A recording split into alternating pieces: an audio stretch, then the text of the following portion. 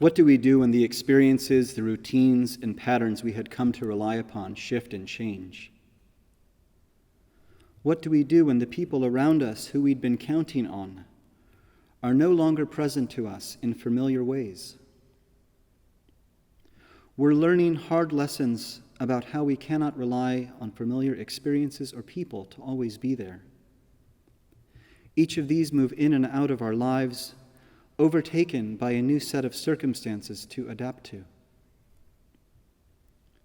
One of our shared adaptations right now is being asked to balance the anticipation of the new academic year alongside the grief over missing out on many of the direct human connections we need, as well as the loss of hoped-for experiences.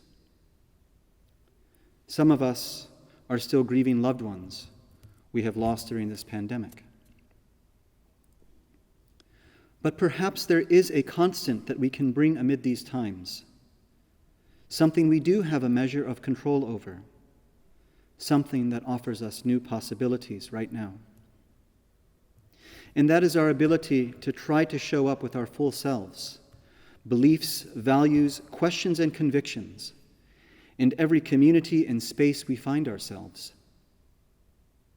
Whether you're studying on campus or remotely, the Williams community of which you are part can only thrive if you summon the full measure of your brilliance, curiosity, and insights into your research and every class discussion. The Williams community of which you are part can only thrive if you try to summon the full measure of your dedication within your student groups, teams, and clubs.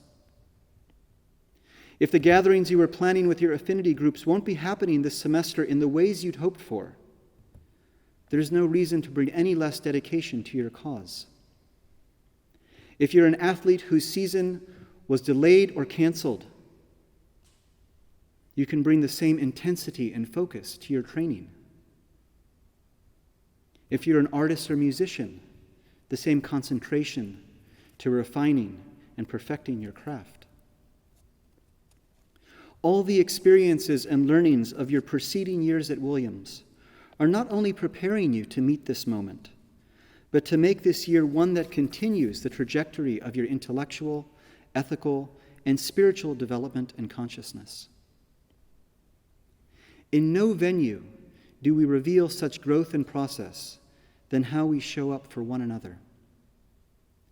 So whether we connect in person, at a safe distance, or remotely, let us summon a deeper measure of our care and compassion in our encounters, as part of this fuller presence and dedication in the spaces we find ourselves.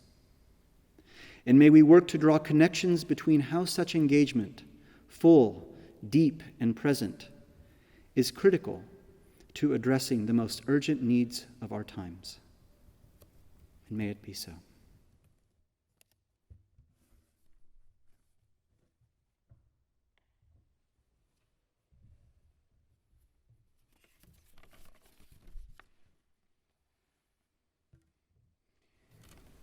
As we embark on a year together in which we are just as likely to see a friend or a classmate or a coach or a professor mediated through a screen as we are to see them in person, I want to bless all of us with the gift of being in relationship with.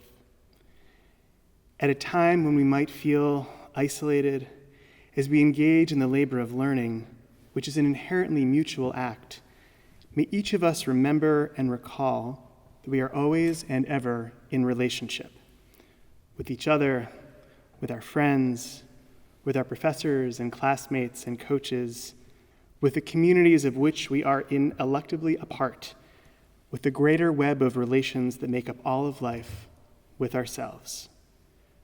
To recall that relationships, as they nurture us, connect us, orient us, and remind us of what is most vital, these relationships also make demands on us to be present, to listen, to be compassionate, to be curious, to give of ourselves.